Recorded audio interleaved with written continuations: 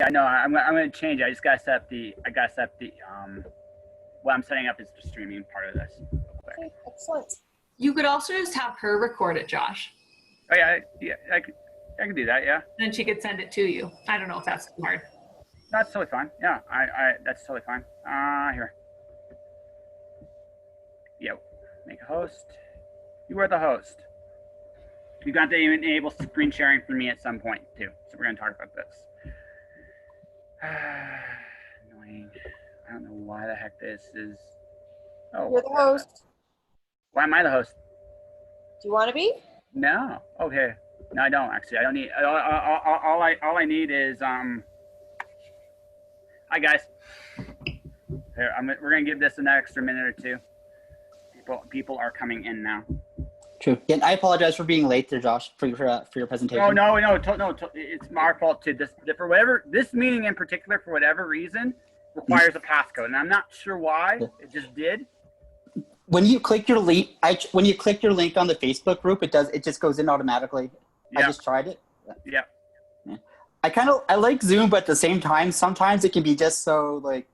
Oh no, I literally talked about that on the podcast. It's not always the most friendliest program. Yeah. Jeez. See waiting room. If you want to put me on as host again, I'll just give you. Do you just need? Yeah. Just let people come in. We're gonna give it one more minute. The only thing I'm gonna need you to give me permission to do is sharing the screen. That's basically all I really need. So, and yeah. But let everybody just come in and do their thing and yeah. Hello. Yes, everybody can come in and do their thing. So we're gonna give it one more minute, and then we'll start.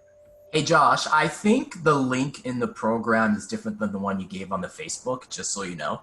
Okay. Yeah, that might. Well, actually, I'm just going by the link. I just copied the URL here, and it just for whatever reason, it's just I don't know. I don't get it. It's just weird. It happens. Yeah. I do I do peer support for work sometimes, and like over the summer we'll do stuff with like clients and other people, and like we'll be talking like for 10 or 20 minutes, and everyone will just be like, your screen froze, and I'm like, do you want to say it again? I'm like, no.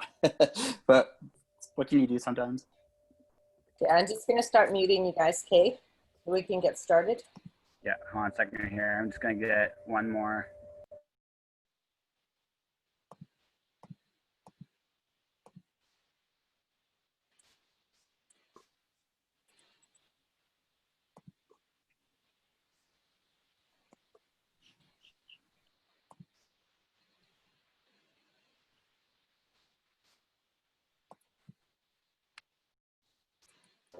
Okay, there we go. All right. So, hey, Nikki, what's up? Okay, so, hi, everybody. So this is the freelance panel, and I welcome everybody. We're going to talk about, I'm going to talk a little bit about my personal journey, and then I'm going to talk about what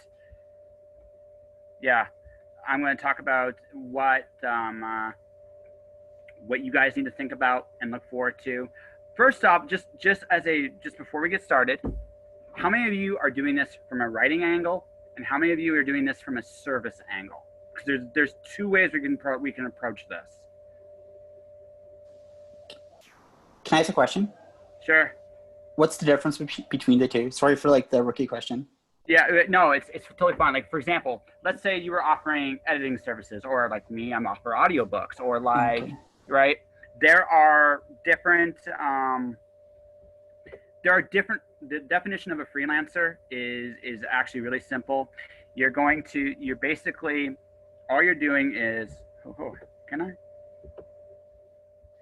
Yes. Are you recording, by the way, Jen? I'm not. Do you want me to? Yes. Okay, yes. Here you go. Yes.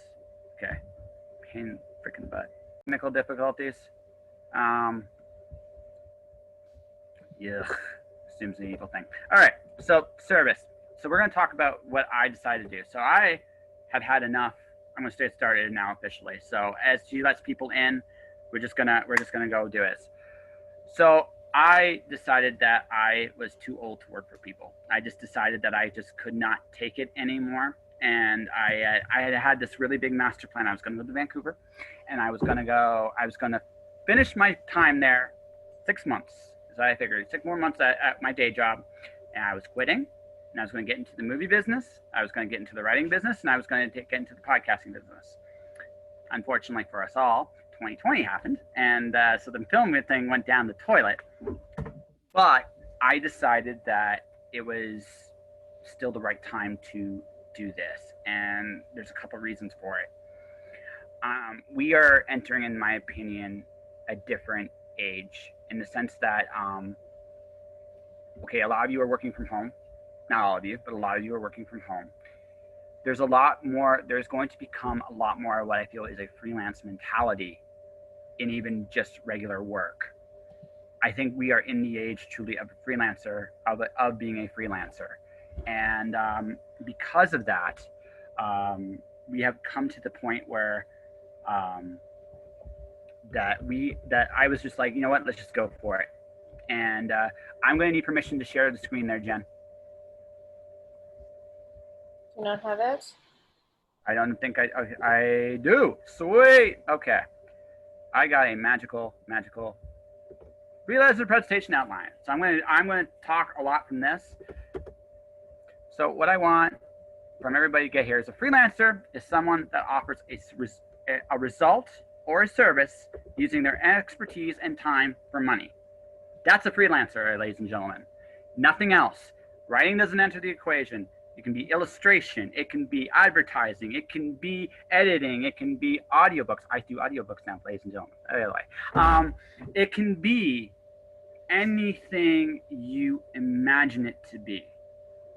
What you're selling is your expertise and your time. And if you do that, you are a freelancer. Before even writing even comes into the equation, that's what it is. It's nothing else. So the first question I'm going to go here is down here. What is the results you want to deliver? This goes back to my first question. Do you want to write for a living, or do you want to have it do a service? Now, I saw enough people say they want to write and they want service. They want to do both. So I'm going to go like this. What are you good at?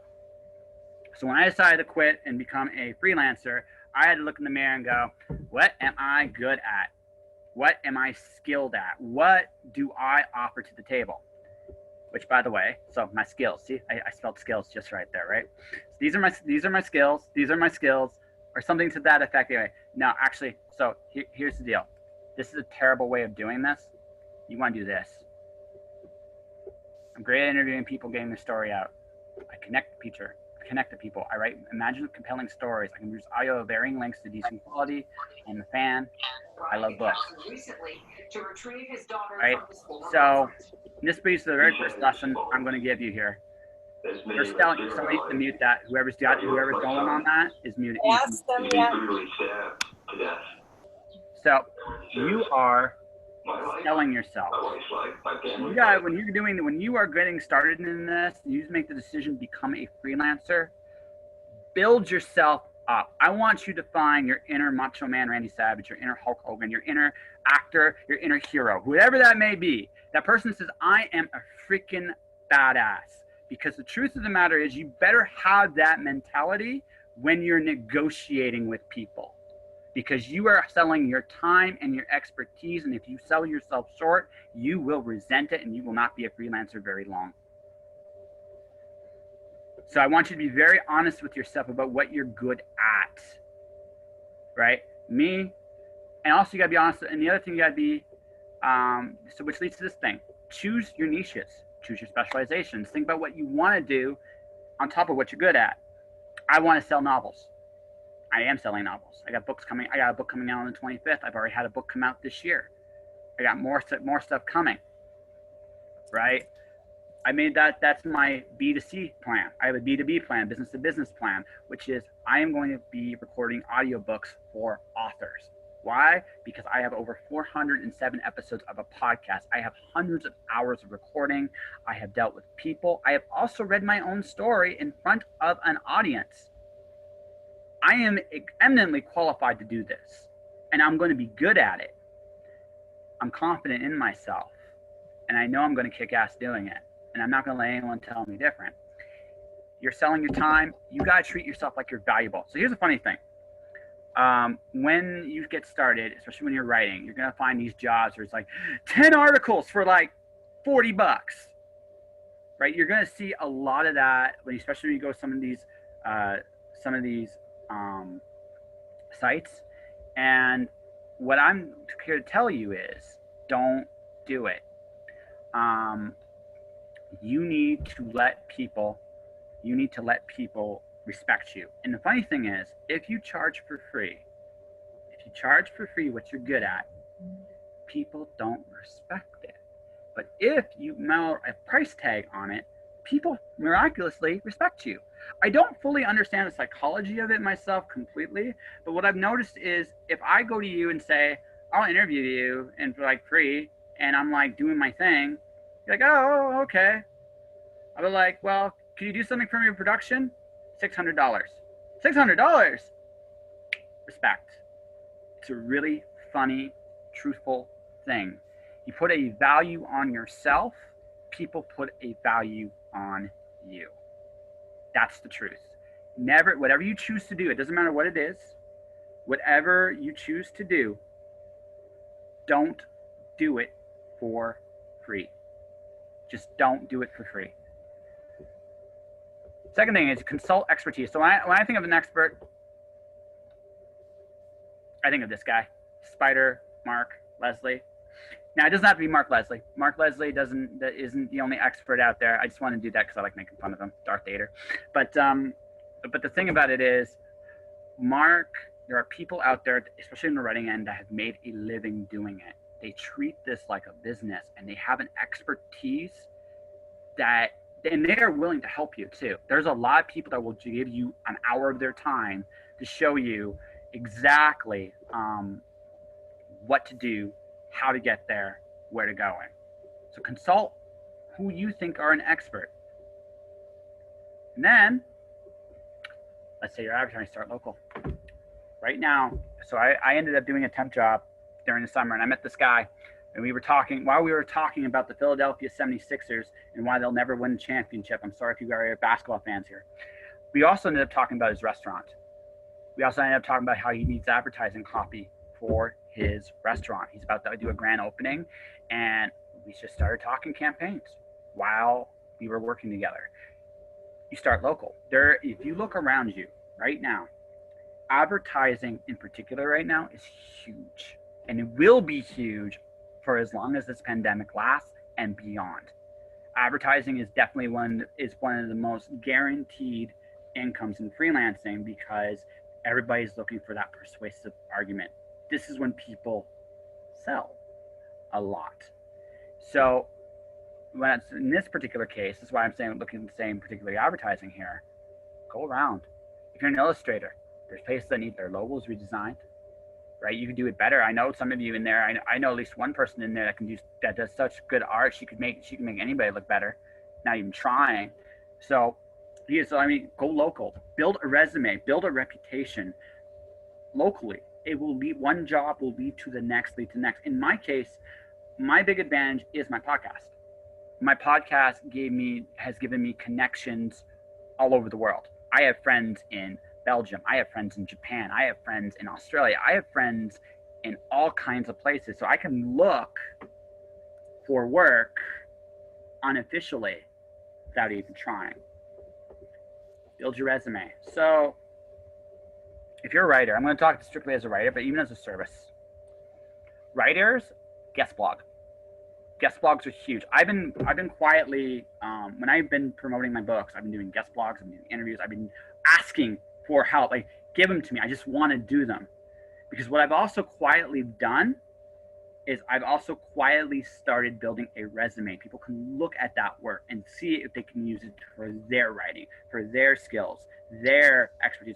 I am quietly creating a moment or an opportunity for myself each and every time I go out there, right? And so you need to do the same thing.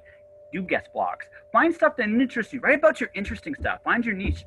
I said this in the podcast interview. You got a fascination with potatoes? There's a market for it.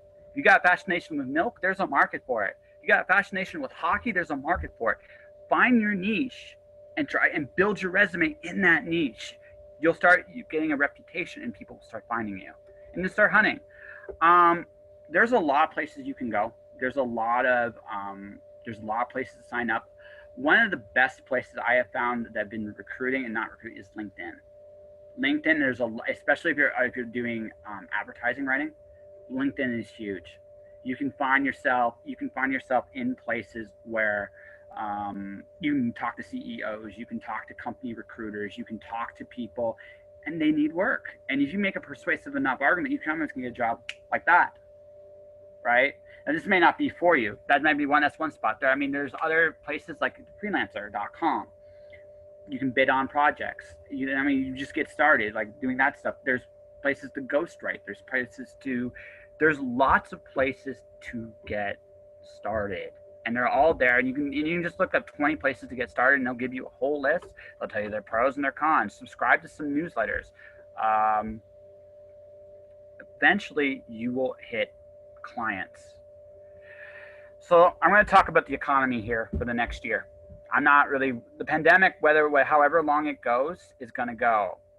But the thing is, the next year, there's going to be, at least in the United States, there's going to be a cratering. So these things here are about how you treat your clients specifically, and also when you get rid of them and why you get rid of them, but to do it in a way that's reasonable. First thing, dang my thing. Okay, back here. Remember customer service skills. Whatever your client, whether you're doing a service or whether you're doing a writing job, you are providing for a client. So always remember this. You be courteous, you be kind. Honestly, I don't care what the personality of the client is. I don't care what his political affiliations are. I don't care what he believes in. I don't care. It's not my concern. My concern is, what job am I performing? How can I do that? And how can I serve the customer to the best of my abilities? Try to make them better. You obviously are trying to deliver on your job. Whatever your expertise is, whatever your skill set is, try to make your customers better. Because if you don't, what's going to end up happening is you're going to lose your reputation, and then people are going to fire you. C, communicate. Jobs change. So I've been a client as well. I remember Florence did my covers for the Watch for Storm Dancer Wandering God. She did some interior artwork. And when we got to Storm Dancer, she just quietly informed me that that the job was more complicated than she thought. And she just communicated like her concerns and also what she wanted as financial compensation. She wasn't holding me hostage. She was just being very honest about what the job entailed. She was being very honest about the fact that what she thought it was and what it was different. And she talked about it. She handled it like a true professional, and we came to an arrangement that worked for both of us. The biggest thing you want to avoid as a freelancer, if you can at all times, is resentment for your client. If you handle it, and it can almost always be avoided. Almost always. That all said, there are times when you may have to fire a client. So we're going to go into that real quick. This is all about how you're being treated. I had to fire a client this year. I fired people as a client, and I fired as a freelancer. So there's 4 reasons you fire somebody. All right, there's 4 reasons you fire somebody. That would be the magnet in the back. That whine you're hearing is from the background. Don't worry about it. Rule 1, they don't follow through on your suggestions. I had a client, and I'm not going to name names, but they wanted me to do an advertising campaign for me, or for them. And I told them I told them a few things they needed to do before they ever got started on that campaign. And they said, yeah, sure. They did none of those things. So if you're going to try to get an XY result, and they need to do A and B to do it, if they don't do A and B, you're not going to get X and Y. You're just not. So that was sign one. Second reason, they are emotionally unstable. Okay, this one be careful about. It's not because here's the thing. Let's say your job was to scale a client up.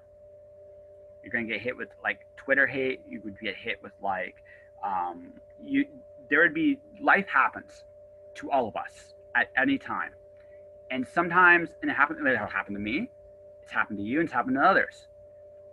When life happens, it's not necessarily a fireable, it's not necessarily an emotional instability. It's about, there's something happen, I need time to get my shit together. That happens. But there's always drama if there's always something going on. And you can just tell emotionally it's just a drain to deal with them, you might want to let them go. 3, there's really nothing to say. They don't provide you with the information you requested. This happened with my client too. That's why I fired them more than anything else. If I don't get the information I need, I can't do my job. There's not much to discuss there. There's nothing else. 4, they are not ready for you. This goes both ways, by the way, actually. So this one's not necessarily a deal breaker long term. Sometimes people can't afford you. Sometimes people just aren't ready for what they're asking for and what you deliver. They're not ready for it. And that's not necessarily a bad thing. It could be just where they are in this moment in time. Nothing wrong with that. It's an honest assessment of where you are. And it goes both ways. Sometimes as a client, you can ask for something from somebody and they're just not ready to deliver it for you. It is what it is, right? It's not bad. It's an honest assessment of skills. You can be fired for this as a freelancer too. Be forewarned. Okay, so we're gonna get out of the sharing screen for just a second here. I hope this has been informative so far. So now, beyond all that, this is where you have to be ruthless, not necessarily like in an evil way, but ruthless in the sense of this is business. This isn't your friends. This isn't, or even, okay, especially with your friends. I'm gonna make this recommendation if it's with your friends. Have a contract. Honestly, it's the best piece of advice I've ever had with friends. Have a contract. You don't have contracts for when things go well. It's for where things go badly. Contracts protect you from potentially bad things. With your friends in particular, always try to have one, because feelings can get hurt. And if feelings get hurt, you lose a friendship. I've lost a couple friendships doing this. Once for sure it was on me. The other one, not so much, but that's just life. But the thing about it is, you're gonna have to be ruthless with people somewhat. You have to be willing to understand that if you're doing this to pay bills. You're not in this to necessarily make friends. Don't get me wrong. You don't want to burn bridges. You don't want to be an unnecessary asshole. No one's saying be a dick. Again, if you're an asshole, that's going to catch up with you too. But the thing about it is, you have to know when you're being walked on. That client I fired, I really regret not having my time paid for. I should have been a lot more charging up front. I don't think I would have lost. It would have been a lot more respectful, I think, at the end on my end at least. I wish I communicated some of the things better. This is just lessons. This is why communication is super important. When things go south, don't bottle it up. Do not bottle up. Okay, things are going south. Why are things going south? Talk to your client. Because honestly, you most of everything I just said, why you fire somebody, is preventable. They don't provide you with information is really the only one you can't reverse. Every other one of them, if it gets to a certain point, you can probably do it. But I will say this, try even in those situations, leave them better than where you're at, because next year, it might be a lot tougher to get clients, especially if you're getting started, than it is now. Like if you're not at the point, and we're going to talk about funnel systems in just a second here. If you're not at the point where you get to the point where regular work is coming your way on a regular basis, you're going to have to look at the fact that you might have to deal with some of these clients again. And so try at least leave them in a better foot before you walk out the door. Now, obviously, if they're not reasonable, just walk away and don't look back. But if they it just didn't work out at that time, you never know. Life is really funny. Everything goes in a circle. It really does. So you try not to burn bridges if you can. It's easier said than done. I totally acknowledge that. It's easier, but it's not. It's sometimes try to do that. So let's talk. So I decided for me it would be primarily service. I do audiobooks. I've already got my first client as an audiobook. I'm trying to see if I can get myself one more. My first 5 clients get a deal, and then everybody after that will get the regular rate, what that is. So thank you. But the thing of it, and the thing is, I've been very quiet. I've already recruited different voices for it. I already have I have a plan. So the next step for me is building a funnel system, which is your website and your mailing list. So I mentioned this. I mentioned this on the podcast thing. I'm going to mention it here. Your mailing list is one of only 2 ways you control your financial future in fully. Because the thing about, unlike say Amazon, unlike YouTube, the other exception, by the way, I'll mention it here, is Kickstarter. Kickstarter is one of the best. Simply and honestly, from an author point of view, see my conversation tomorrow. It's an untapped market for most of you, and it shouldn't be. But what I will say for most of you is this: if you're going to do this, you got to build a funnel system, which is your mailing list and your webpage. Those are the things. Your webpage is your resume. Think of your webpage as your resume. Think of also your books are also your resume. If you have a published book, okay, if you have a published book, this actually, I'm sorry, I'm going to pick on you for a second, Miranda. I'm going to pick on you for just a teeny tiny second, right? And that's this: you are an incredibly world-class performer. But if you had something physical, you'd be like, it would be so much easier to sell you, because you would actually be making a killing right now. I'm just being fair here, right? The thing about that is, right? The thing is, your books are a big part of your resume. If you have a book, you can prove that you can start and complete a project, and that's huge.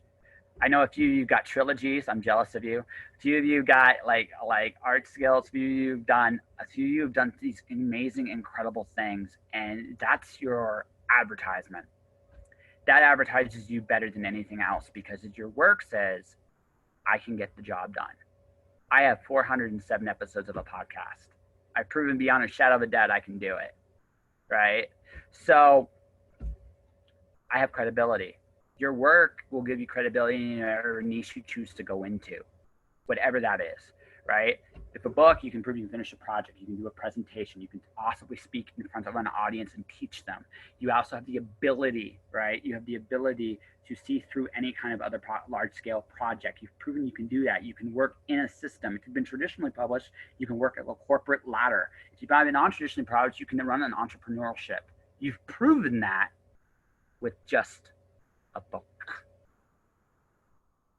right? That's a hell of a resume builder. And probably the things I've just stated right here, some of you have never thought of, right? But that's the truth. You are world-class professionals, and don't doubt that for 1 second, right? So do not sell yourself short, first and foremost. Second, be ruthless with your self-respect. be ruthless with it, because honestly, if you treat yourself like you're $1,000,000, people will treat you like you're worth $1,000,000. That's the truth. It's true when you date somebody. It's true when you go any relationship you have. If you treat yourself well and you treat other people well, people will respond to you like that.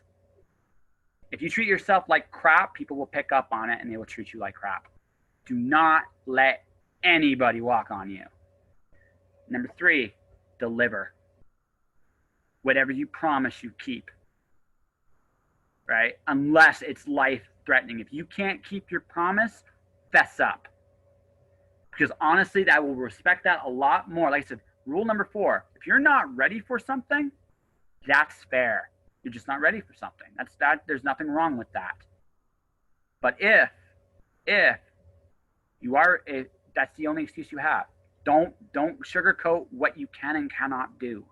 Be blunt, right? Let's see, what else can I talk about real quick? Where do you want to go as a freelancer? It's up to you.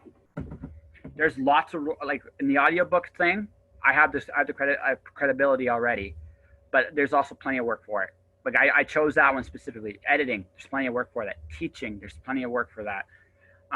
You can do consulting, you can do coaching, you can write articles. Like I said, find your niche, like whatever you love, right? If you want to do advertising, look up SEO. Like that's a really important skill set. There's lots of YouTube stuff on how to do SEO. SEO is probably one of the, like I said, advertising, I said this, is one of the biggest parts of freelance writing, especially. SEO is crucial. I would suggest if you're just getting started, practice your 3 and 4 like search terms, 3 and 4 word terms. Get good at those first. I did a little experiment actually with my podcast. When I got the 200 downloads, I actually tried some SEO experimentation. I got 200 downloads. Yes, absolutely. What you said, like whatever the case may be, right? There are lots of avenues for you to go down. If you put that out loud there, Jen, put that out in front of everybody. Let everybody see it. It's okay. Hey, everybody can contribute. I'm good with that. Right? There are so many avenues you can choose to go down, and really it's up to you. It's up to what your goals are. This can be a side gig. If this is totally a side gig for you, there's nothing wrong with that. Right? Right? There's nothing wrong with that. If this is what's going to be your main income, again, you've got to think about a business model. What's your plan? What's your business to business plan? It's B2B. What's your business to customer plan, right? Especially if you're looking at what's going on in businesses today, they're merging. B2C and B2B is actually merging in a lot of business models right now. So you're gonna, not to scare anybody if there's who knows agents here. Agents might have to look out in the future, honest to God, with the way things are going. But I digress. The point I'm trying to get across to you guys is figure out your stuff, learn skills as you need to. If you know how to get into advertising, learn SEO. If you want to get into writing reviews and columns and stuff like that, there's lots. Figure out what your niche is. The last thing I haven't mentioned is actually a very nice little niche that most people don't hit. If you want a good way to get experience to get started, trade magazines. Trade magazines are actually a really nice market. Not a lot of people hit those. And it's a good way to build a resume without killing yourself. You have to learn how to build a lead, and a lead, just so people, hold on a second here, not privately. Give me 1 second here. I'm going to do this for everyone. Why are you not typing? There we go. That's how you spell lead. That's the correct way to spell lead. Do not take it from any way else, right? That's how you pitch. Cool. But that's how you make a pitch to magazines. Again, there's lots of trade magazines. There are directories that you can look up and find. I'm gonna go back to share screen real quick here. if I missed anything here. Yes, failing fast. So like I said, I've already gone through some of my share of failures. I'll give you a fun one here real quick. So I got my first successful pitch to a my first successful pitch was actually to an anime magazine. I actually did a really cool little article about World War II and manga, and what we can learn from how the Japanese handled World War II manga, and what we could do to learn from the pandemic today. And I love this article, and it's great, and it's fantastic. And the place I submitted to went under. That is part of the business too. I don't have the article out. I still have it for pitch. I'll tell you what I will do. This is what I will do as a bonus for everybody here. If you are not on my newsletter, this is going to be a little thing to get on people on my newsletter. I'll send you that article as a little free bonus just for everybody here. Just send it to, all you got to do is I'll put it at the very end of the episode. You can just put it in. I will send you this link as a cool little bonus for everybody. It's about World War II and manga and how the Japanese basically bet on themselves. And it's really, really cool. This is the time to bet on yourself. It really is the time to bet on yourself because, you got nothing to lose. We are at that point right now where everything is just changing like that. There is literally, and if you are working from home right now, this is the thing you're gonna have to consider about everything I've just told you here. You're no longer in an office. You're no longer dealing with other coworkers. Companies now have the luxury of dealing with you individually. You have no idea what everybody around you is worth. You're gonna have no idea eventually what everybody around you is paid because everybody's isolated in a bubble. That's an opportunity too, because you can actually because again, you don't have to compare yourself to anybody else. You have nothing to go by anymore. So what are you worth to you? Everybody's gonna have to adapt some bit of a freelance mentality in terms of their negotiation practices. So I'm gonna make 2 more suggestions before I go all in on the bet on yourself approach. I had a really good friend once, and their advice was really good. And this, I think, we're good when talk about pricing for your work. There's called a resentment meter. So here's how it works. How much would it cost you to do something and not resent it? So what you do is you close your eyes and you imagine a number and ask yourself the question, will I resent doing it for this much money? If the answer is yes, you go higher. And you keep going higher until the answer is no. And then what you do is when you start negotiating, you go even higher. Start higher, settle, make them have no choice but to settle on that price. Right? And if you do that, what will end up happening is you will never resent a job. That's the one thing you want to avoid as a freelancer is resenting your job. You quit work because you resented it. That's why I did it. I resent it. I don't want to resent working at home because then I got a fishing boat I got to find and steal and go on. I mean, I'm not ready to do that just yet, right? And so the thing about that is, right, don't resent the work you're doing. And I really mean that. Don't resent it. Don't put yourself in a position where you do resent yourself. The second and but don't be afraid to fail. Look, right now we got CERB, we got unemployment, we got universal income possibly in Manitoba. You got nothing to lose, and I mean nothing. If you fail, so what? Bounce, resilient. Don't cheat yourself from the effort. That's the only thing I'm going to tell you guys. Just don't cheat yourself out of the effort. You can't control. I have 8 rules to success. The 4th rule is the rest is rain. You can't control where the rain will fall, but you can control your effort. And if you can look in the mirror and everything you've done and say to yourself, you know what? Fuck it, right? I did everything I knew how to do. You'll be good, right? You'll be able to live with it. You might have to figure out how to pay money for the next little bit, but that again, I'm used to being poor. I don't really worry about that so much. I just like, whatever. I'm kind of bulletproof. It's just how I look at things right now. So, I I bring this up is because right now is the time to try. Now is the time you can reinvent yourself. And now is the time you can look at yourself honestly and go, okay, what can I do? What needs can I fulfill? And like I say, if you're looking strictly from the money standpoint, no problem. Yeah. If you're going to look at it from a money standpoint, try to get into advertising. Try to get into services. If that's what you really, really, really, really, really want to do for the money, if it's strictly about money, maybe make the most money. Advertising super competitive, but if you can get in, you will make a killing. Some emails are literally worth thousands of dollars. No joke, right? But it is a very competitive market, and you have to be very, very persuasive to get to those points. And you better know your SEO. If you're writing for print and articles and content, just build a resume. Like again, start with the trade magazine. Start pitching to the places that are interesting to you. See if you can actually find yourself getting to know editors and cultivating relationships with those people, so you keep getting more work. And again, as your reputation grows, work will more and more come to you. If you're doing services like me, it's about for me, it's about quality of sale, not quantity of sale.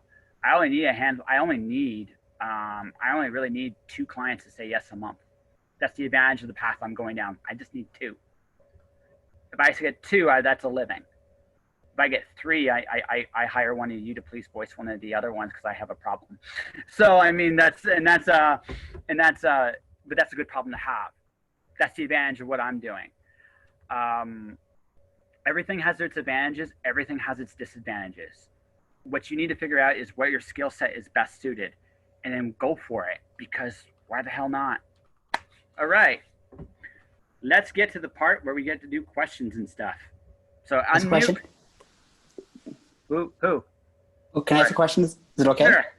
Okay, so if I don't have a website, but I've written for a lot of decent magazines, because I do mental health stuff, I written for like Totally ADD and a couple other like major magazines in North America. So if I was applying for like a writing job at like an organization, could I use those as like instead of like the site? And Absolutely. No, that's your. So I would just advise this. This is what I again. My website's my biggest hole in my game. I just consider where I'm at right now. I've had to work with some interesting limitations, and I'm almost out of them. And then when I do out of them, the web page is literally my thing. But I have a history page of everything I've published. One of the things I've done with all the guest blogs I've done is I actually have linked to all of them, because when I've done that, it gives people perspective. I've been approached from LinkedIn from EA. Which by the way, yeah, don't work for them.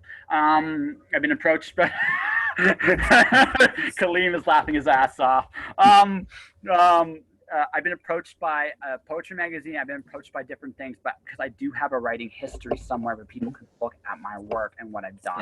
Yeah. I have a history. I have credentials in a lot of different places, and it doesn't necessarily. I would recommend building, even if it's a basic website that just shows where you've been, what you've done. That's fine. Sorry for interrupting you. I apologize. So if I have I started doing Medium a few months ago, and I started networking with other mental health writers and stuff like that. And would that be a type of good thing too? That's awesome. Yeah, no, anything everything you got is your resume. Every article you do is your resume. Every interview you do is your resume. Everything you do, you're building a resume on. Right. Like I said, my resume is on the podcast level. I've done 400 podcasts. I've published 5 books. I have, I've written articles all across the internet. I'm a regular columnist at First Comics News. I've built, I'll answer that in a minute. I just went for it. I didn't ask permission. I just offered it. I just basically decided that I would do it, and I just did research on it, and I offer my services to everybody, and I've just been quietly doing it on LinkedIn and on Facebook, and I've gotten responses. I have a possible client in December already. I have a client right now. I've just put myself out there. And like I said, when I get my webpage out there, I'll build it. Basically, people just look at my podcast stuff, and I've said, yeah, you can do it. Hey, Josh, we've got 2 minutes left, and just so everybody knows, Josh was answering the question there, what did you do to break into the audiobook market? He just went for it. Yeah. So, yeah, don't ask permission, guys. That's actually a really big piece of advice. Don't ask permission. You got nothing. swing for as many different bats as you can. I honest to God, just go for it. And people will, you're going to get a lot of no's. Listen, you're in the rejection business, period. I actually have an email from a client. It says, you're not good enough to write for us yet. Please go here and here. I actually have that rejection still. I've had nicer ones. I actually had a really nice rejection actually. And it was like, okay, I'll come back to you. I'm linked to a couple of other things I want to write for, and I'm still pitching. I've had more rejections in 5 months than I've had in 3 years. It's been fantastic. I've loved it. I'm crazy. Actually, yes. Grant, absolutely. Absolutely. Yeah. So that's actually very accurate. Everybody can see what you're commenting on, so that was easier. Oh, okay. So basically, what Grant says, easier to ask forgiveness and permission. Absolutely. Don't seek permission, guys. Look at what you can do, what you've done, right? I know what some of you have done, right? I know what some of you have done, and I'm telling you, frankly, you're no different than anybody else out there. The only difference, self-belief is super important. Mm-hmm. I cannot stress this enough. People have gotten farther, less skilled than you. They just believed in it themselves more, and they embraced the opportunities when they came their way. And honestly, it's a very Canadian thing. Canadians sell themselves. I actually said this on a podcast I did. Like the thing that kills me about Canadians, just Canadians in general, is this: you are the most talented people in the world.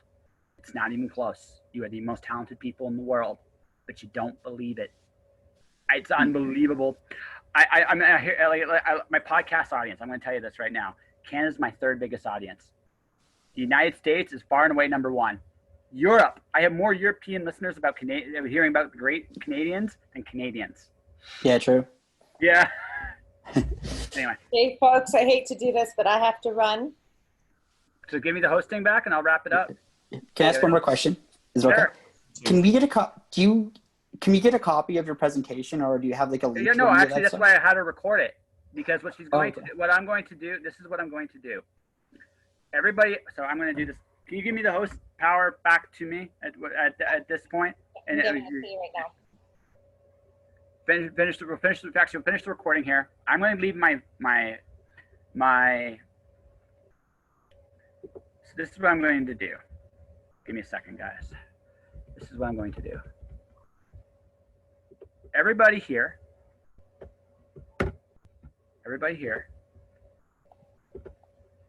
Not do everyone. Everybody here. This is my newsletter.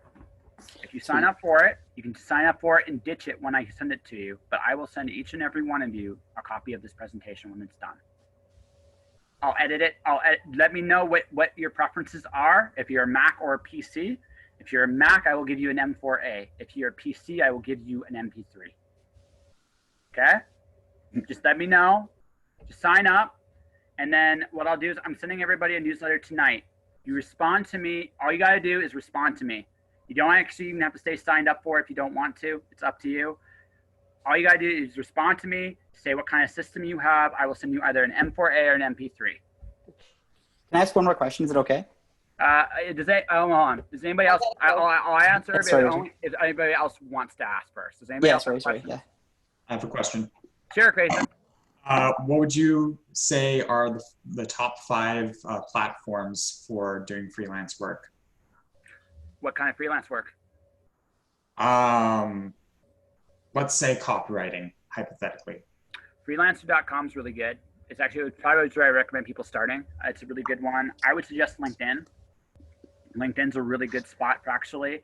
Just look up freelance writing jobs. There's all kinds of company stuff up there. There's a lot of recruiters, CEOs you can just talk to and network with. I think that's actually probably, to me, I would say LinkedIn, Freelancer. There's Pro Blogger is actually really good at it too. They actually have some good stuff there as well.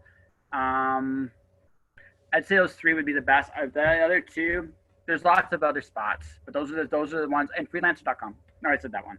Freelancewriting.com would be another one. Anything else? What was the website you said before that a lot of people don't use or something? What?